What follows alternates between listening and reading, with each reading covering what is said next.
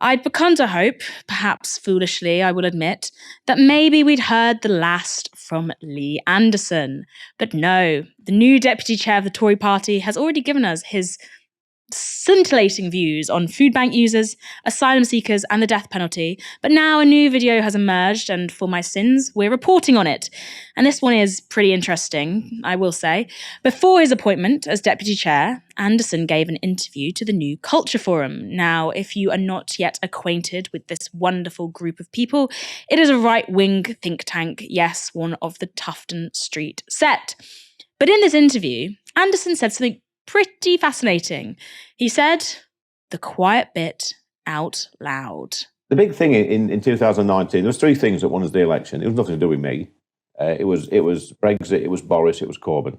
And it was as simple as that. Those three things together was a great campaign. Great ingredients. At the next election, we haven't got those three things. So we're going to have to think of something else. It'll probably be a mixture of culture wars and trans debate.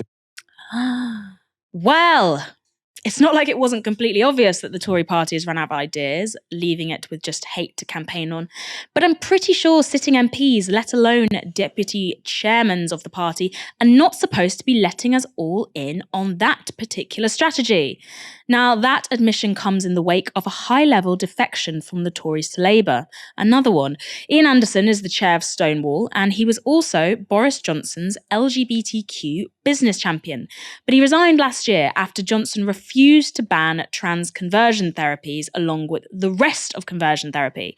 And now, after decades of supporting the Tories, Ian Anderson has switched his allegiance to Labour. I got a sort of sneak peek of what I understand to be part of the Conservatives' election strategy for 2024, and it's to wage a culture war because they know they can't win on economics, and that's not for me. And there's a bit of a binary choice, I think, in UK politics, and I think we need a new government and a new Prime Minister, and that's why I'm backing Keir Starmer. So, what other wonderful election-winning ideas did Lee Anderson have? We need to make sure that every school and college and university and hospital, every public building in this country flies a Union flag. That's a good start. Every school in the morning, regardless of what faith they are or what type of school, independent, private, public, whatever, should sing the national anthem. When the Churchill statue got scribbled on, defaced, so me and colleagues went out the day after and actually scrubbed it clean, and we made a big point of it. But it was sickening to see the protesters, the BLM riots on Whitehall, goading our Prime Minister at the gates and our police. That wouldn't happen under Maggie. I stood on the picket lines with my dad, and I saw what the police did back in '84. That would have been dealt with immediately. There would have been horses in, and there would have been, let's just say, robust action taken, and there'd have been a few carted off to hospital as well. Anybody arriving here illegally should be detained. They shouldn't be put in a hotel. They should be detained. Secure detention centre. I've said from day one, Peter, send them straight back to France. Straight back the same day. I don't know if Lee Anderson is aware, but it actually costs quite a lot of money to send people straight back to France. I presume that'll be a first-class Eurostar ticket, and I will take one, please. Of what we saw, there was a fascinating video. Among his ideas were obviously having the Union Jack flown in every sort of public building. But we also saw him play on his credentials as a former miner. Now, it is absolutely fascinating to see somebody who, as they say, stood on the picket lines, turn around and say Maggie would have cracked down on this lot. Maggie would have got the police out. And Lee Anderson plays off these working class credentials a lot. But Lee Anderson has also been a prominent political figure for a long time. He was a Labour councillor before he defected to the Tories. But now Lee Anderson is obviously a Tory vice chair. And Ash, he seems to have leaked the Tory manifesto. Is it a winning formula? Well, look, never let it be said that 30p Lee isn't an innovator, but he hasn't actually invented the culture war strategy for the British Conservative Party or the political right in general. In many ways, this has been a playbook which has been returned to again and again by the Conservative Party, going right back to the 1980s, where Margaret Thatcher, yes, was all about deregulation, neoliberalism, privatisation, but also about smearing the Labour Party as the loony left. So they're full of ethnic minorities and gays and vegetarians, basically.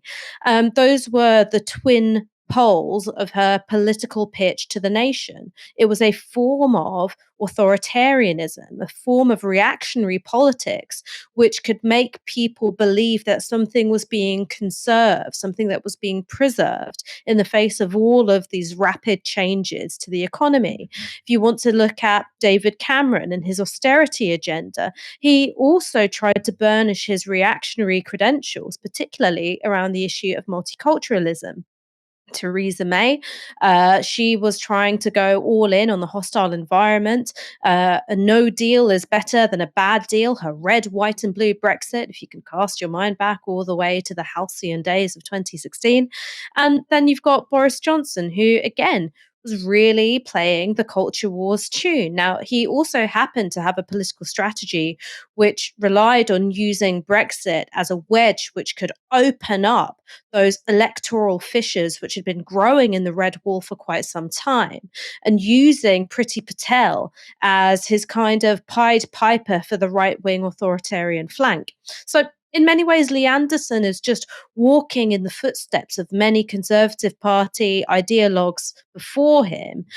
He's just doing it in perhaps a less unvarnished manner. And I think that the hollowness of going, ooh, some transphobia, lads, just relying on that as a strategy is just glaringly obvious for everyone to see, because what his party have done is create a shared kind of electoral interest amongst homeowners who are paying off mortgages and renters in the cities because they crashed the economy into the wall.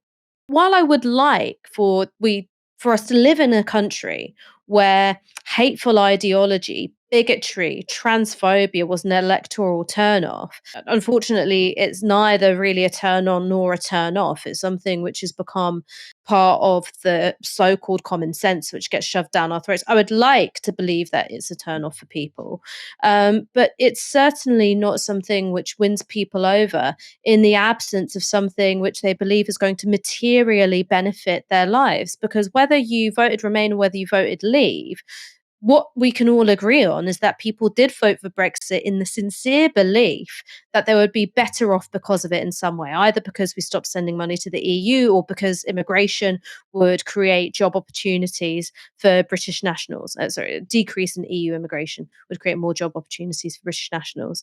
So it's hollow and it's laughable.